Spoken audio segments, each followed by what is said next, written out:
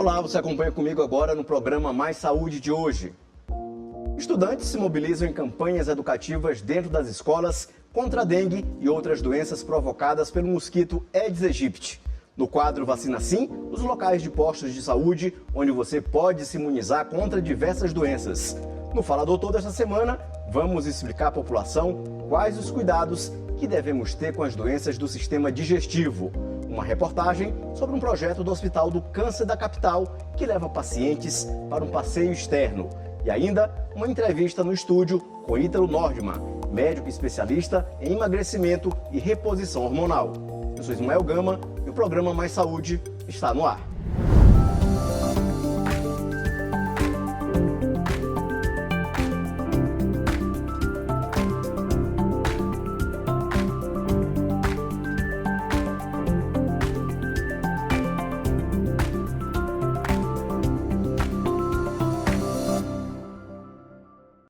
A prevenção é a melhor forma de combater a dengue e outras doenças transmitidas pelo Aedes aegypti. Para reforçar esse cuidado, estudantes estão sendo mobilizados em uma campanha educativa dentro das escolas.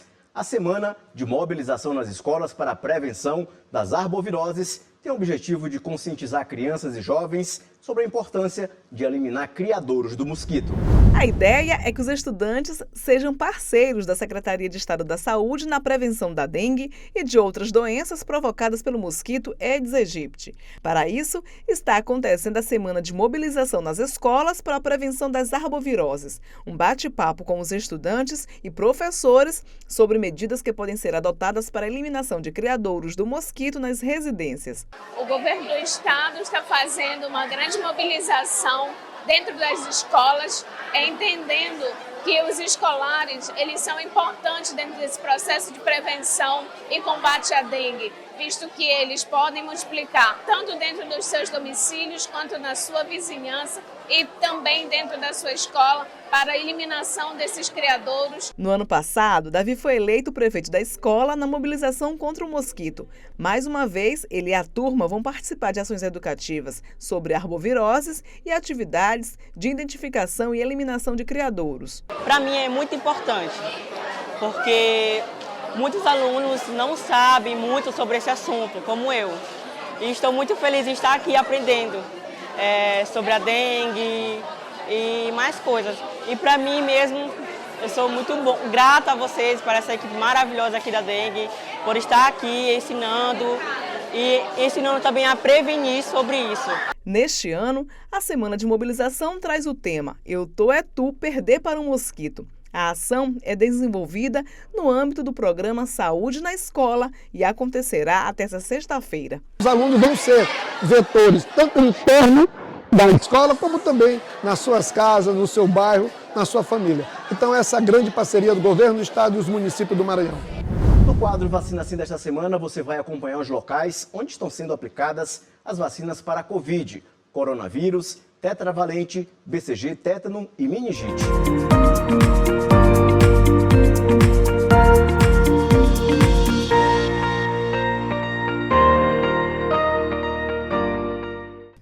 No quadro Vacina Sim, você vai saber quais postos estão ofertando vacinas. Posto de Saúde Centro de Saúde Maracanã, Avenida Rosa Mochel, sem número, no bairro do Maracanã. Posto de Saúde Centro de Saúde Bezerra de Menezes, Rua 2, sem número, no São Francisco. Posto de Saúde Unidade de Saúde da Família Olímpica 1, Antônio Carlos Reis, na Rua 29 de Dezembro, número 5, na Cidade Olímpica. Posto de Saúde Centro de Saúde Quebra-Pote, Praça do Cemitério, sem número, Quebra-Pote. Centro de Saúde Laura Vasconcelos, BR-135, quilômetro 23, sem número, Estiva. E no Posto de Saúde Centro de Saúde Vila Embratel, na Rua 14, sem número, no bairro Vila Embratel.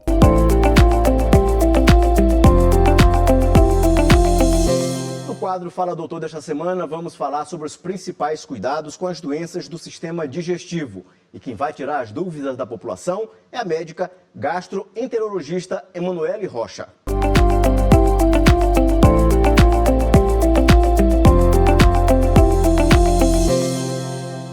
queria saber qual é a diferença entre intolerância à lactose e alergia. Pronto, vamos lá. Então, primeiro a gente precisa esclarecer às pessoas o que é lactose, né? Porque esse termo intolerância à lactose. A lactose é um tipo de carboidrato que está presente no leite e nos derivados do leite. E o que é que acontece? Quando a gente absorve a lactose, que é um produto que está presente nesses derivados do leite e no próprio leite, a gente precisa de uma enzima para fazer a digestão da lactose, que é um tipo de carboidrato. E o que é que acontece? Em qualquer idade, a gente pode desenvolver essa intolerância. Meu organismo deixa de produzir essa enzima e aí eu vou ter intolerância. Então, pode ter vários sintomas também. A diferença da alergia à proteína do leite é que a alergia já é uma doença imune, você vai produzir anticorpos, e a caseína, a proteína do leite, é uma proteína e não um carboidrato. Então você vai desenvolver alergia, que pode ter manifestações cutâneas, né? E é uma doença imune, uma doença relacionada com o processo, com a imunologia do paciente, e não de intolerância alimentar. Qual idade eu posso solicitar um teste de intolerância à lactose? Então, em qualquer idade, desde que haja suspeita, de acordo com o sintoma que o paciente está tendo, ela pode se desenvolver em qualquer idade. Então, desde a criança, a adolescente, a adulto e até idoso. Então, é muito comum o paciente, às vezes o idoso, chegar para a gente e dizer: poxa, agora eu desenvolvi intolerância à lactose? Pode. Então, desde que o médico suspeite, a gente pode pedir um exame, que é um exame de sangue, de laboratorial, para realmente confirmar. Então, a qualquer idade pode ser feito um exame de intolerância à lactose. Valquilaine Serra Pereira. Quais os sintomas do refluxo e quais os alimentos eu devo evitar? Então, o refluxo é uma doença bem comum hoje, né? E o que caracteriza o refluxo? A gente tem duas vertentes. A gente tem os sintomas típicos do refluxo e a gente tem os sintomas atípicos do refluxo. Os sintomas típicos, que são mais frequentes e que chamam a atenção do paciente, é azia e queimação, porque o suco gástrico, ele atinge a região do esôfago, né? E pode existir também sintomas atípicos, que às vezes o paciente faz procurar outros profissionais. Que sintomas podem ser esses? Que faz confundir o próprio paciente, só que o especialista vai saber que aquele sintoma é de refluxo. O paciente pode ter tosse, né, que está relacionado também com sintomas que pode ter pigarro, irritação na garganta, porque o refluxo pode atingir a região da garganta. O paciente também pode ter crises frequentes de dores de garganta, que a gente chama de odinofagia, mas os sintomas mais frequentes que chamam a atenção de trazer o paciente para o médico é a azia e a queimação, que é o nosso dia a dia. Quais os sintomas da síndrome do intestino irritável? Isso é uma pergunta bastante frequente no nosso dia a dia também, né? Porque isso daí é o que vai levar ao controle dos sintomas também. Não é somente a terapia medicamentosa, não é somente a gente passar o remédio para o refluxo. Os alimentos também são muito importantes, porque tem determinados alimentos que provocam sintomas de refluxo. E quais são os mais comuns? Que é café em excesso, né? Não é aquele cafezinho que você toma só uma vez ao dia, é o café em excesso, mais de 2 vezes ao dia, né? Irritantes gástricos, que a gente chama, pimenta, refrigerante. Não somente a alimentação também é importante, mas também o hábito de você comer e se deitar, comer ingerindo líquidos, comer rápido sem mastigar os alimentos. E os outros alimentos também industrializados, refrigerante, as frituras de um modo geral, pimenta, alimentos muito condimentados. Todos esses alimentos podem estar relacionados com os sintomas de refluxo. Então, os pacientes que têm, a gente pede para evitar esses alimentos.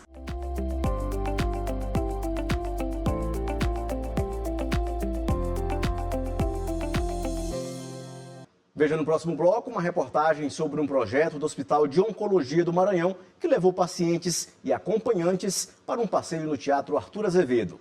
E mais, uma entrevista do estúdio com Ítalo Nordman, médico especialista em emagrecimento e reposição hormonal. É só um instante, não sai daí, a gente volta já.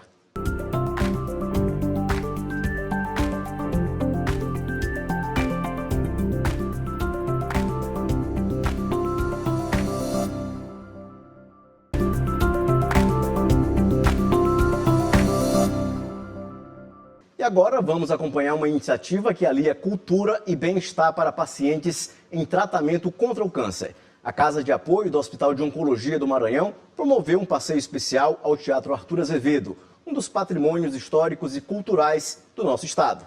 A ação faz parte do projeto Pelas Belezas de São Luís e proporcionou momentos de lazer e emoção para os participantes.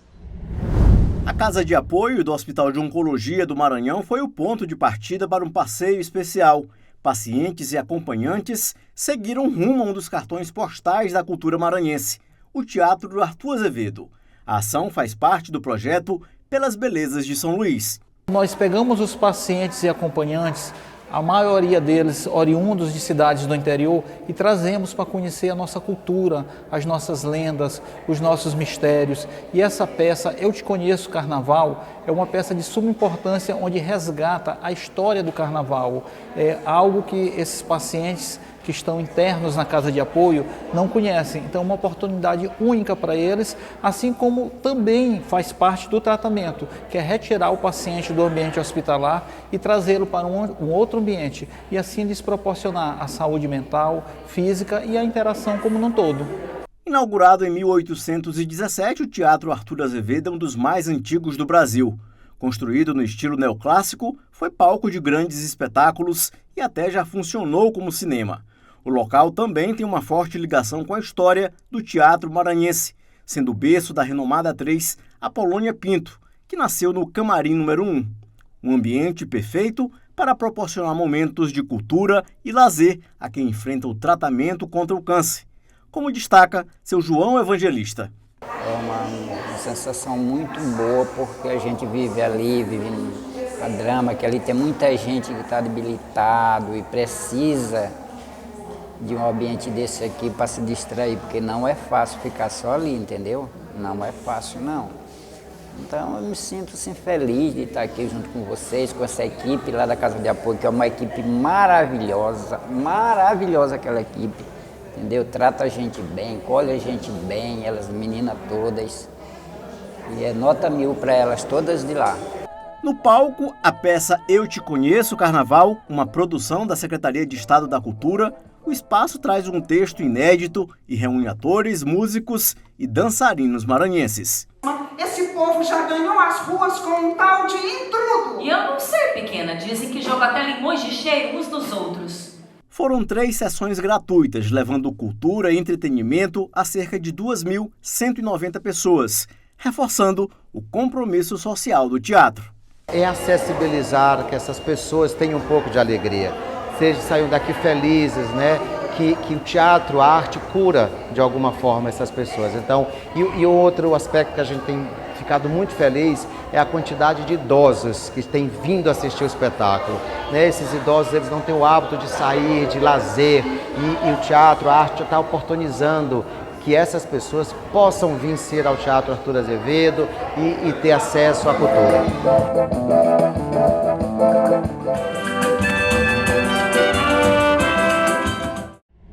No programa Mais Saúde de hoje, o nosso entrevistado é o médico ortopedista Ítalo Nordman, especialista em emagrecimento e reposição hormonal. Doutor Ítalo, seja bem-vindo aqui ao programa Mais Saúde.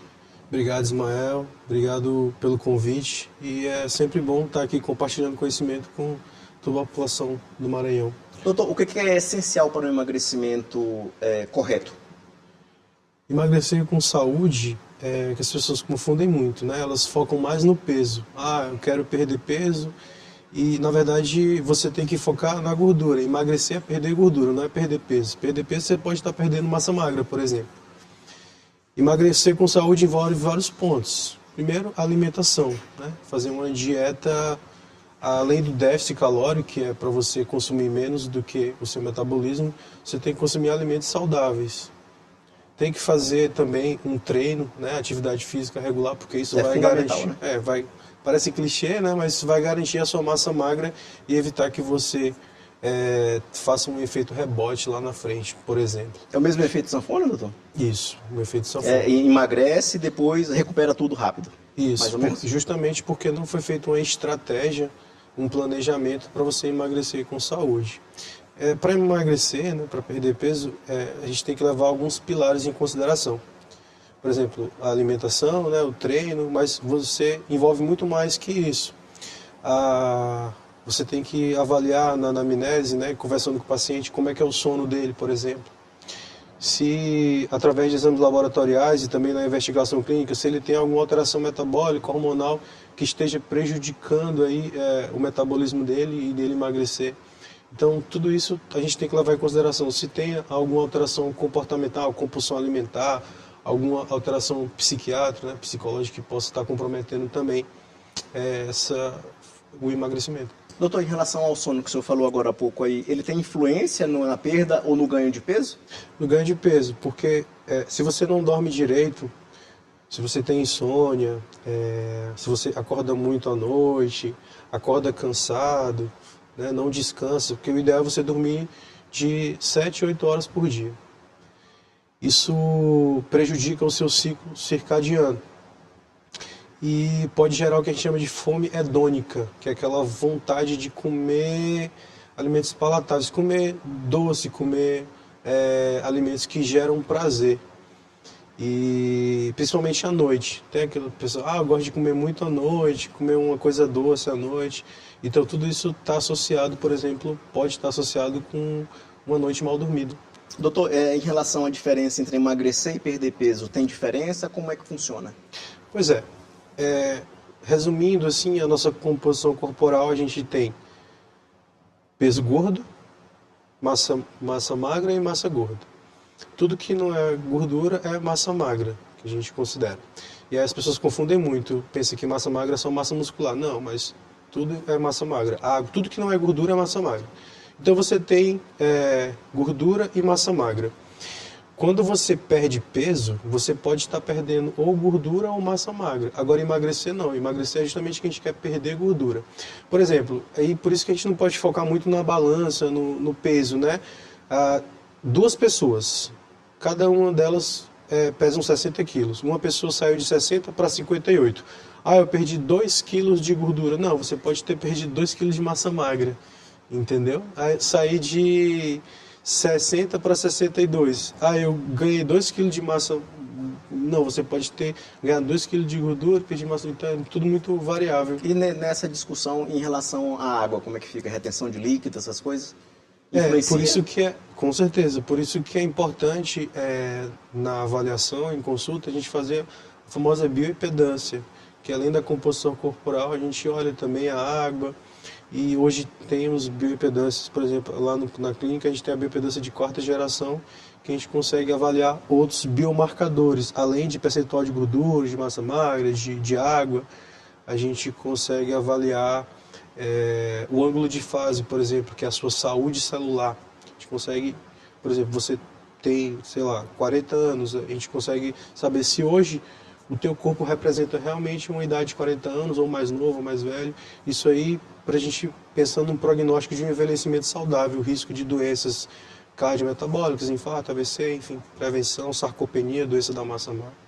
Doutor, a gente observa também que tem muita gente que tem dificuldade para perder peso e recorre a medicamentos. Ultimamente, a gente vê artistas, né, às vezes reportagens falando de medicamentos, de aplicações aqui na região da barriga. O que tem de novidade nesse mercado e por que eles funcionam tão bem para algumas pessoas? Hoje está na moda, né, os análogos de GLP-1. Na verdade, esses medicamentos anti-obesidade, eles vêm evoluindo com o passar do tempo. Mas falando do que tem de mais atual, que seriam os análogos de GLP-1, e aí você tem o Ozempic, o Mounjaro, né, que o pessoal está importando, e estão fazendo uso de forma recreativa, sem acompanhamento médico. Isso pode... Isso é um perigo, né? Isso é bem perigoso, porque é uma medicação que tem excelentes resultados quando é feita da forma correta, da estratégia correta. E acompanhado por um profissional. O que essa medicação faz? Análogos de GLP-1, eles são hormônios liberados pelo intestino e estimulados pela refeição. Então a função deles é a gente tirar a glicose do sangue. Então ele aumenta aí a insulina produzida pelo fígado, para a gente justamente diminuir essa resistência insulínica. Ele retarda o esvaziamento gástrico, a pessoa tem aquela saciedade na alimentação, e também tem atuação no sistema nervoso, diminuir a sensação de fome. Então, claro que tem muito benefício, mas se for usado da forma errada, né, tem as doses corretas de aplicação, tem a meia-vida da medicação, e tudo isso um médico que entende que tem que estar fazendo acompanhamento para não ter nenhum problema. Doutor, e quais casos são indicados? Assim, o que é o perfil de pessoa que pode receber esse produto sem nenhum problema, sem nenhum risco? A indicação clássica de que a gente possa entrar com a medicação anti-obesidade é quando o paciente tem um IMC acima de 27, que ele tem alguma comorbidade, diabetes ou hipertensão associada à obesidade. Ou também tem a obesidade tipo 1, ou seja, o IMC já acima de 30 aí, diferente da cirurgia bariátrica, que já seria o IMC, obesidade grau 2 e grau 3.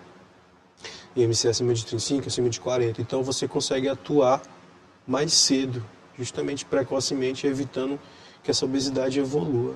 Doutor, efeitos colaterais depende de pessoa para pessoa, mas o que é mais comum nessas medicações? O que a gente vê na parte clínica, no consultório, os efeitos.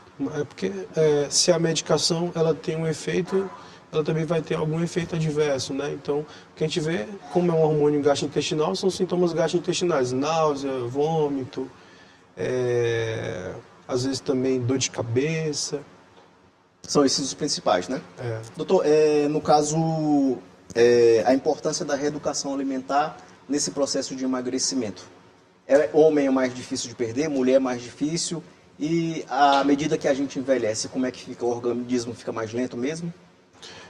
Porque o nosso metabolismo basal ele vai diminuindo, né? Mas, assim, reeducação alimentar, importante tocar nesse assunto, porque o sedentarismo, né, os alimentos industrializados, a obesidade, ela é muito complexa. E o paciente obeso é um paciente inflamado. E um paciente que tem um estresse oxidativo justamente por isso, por esse tipo de alimentação. Então, você trabalhar isso, por isso que muitos pacientes precisam também de um acompanhamento comportamental aí, para você trabalhar justamente isso, e ele está fazendo essa troca de alimentos de qualidade, porque isso aí vai ter relevância justamente para não voltar aí para o efeito sanfona. Doutor, e no caso da genética, ela tem alguma influência? A obesidade ela é multifatorial. Você pode ter tantos componentes genéticos como ambiental, associado também a alterações hormonais, metabólicas. Mas o que a gente vê, principalmente no dia a dia, é que o ambiente obesogênico é o principal. Tem até uma frase que eu gosto de usar de um escritor que é o meio ambiente é a mão... O meio ambiente é a mão invisível que molda o comportamento humano. O que quer dizer isso? É que, por exemplo, se você mora numa casa onde 7 pessoas são obesas, muito provavelmente você vai ser obeso também. Influencia, né? A influência do meio externo é muito mais do que a parte genética.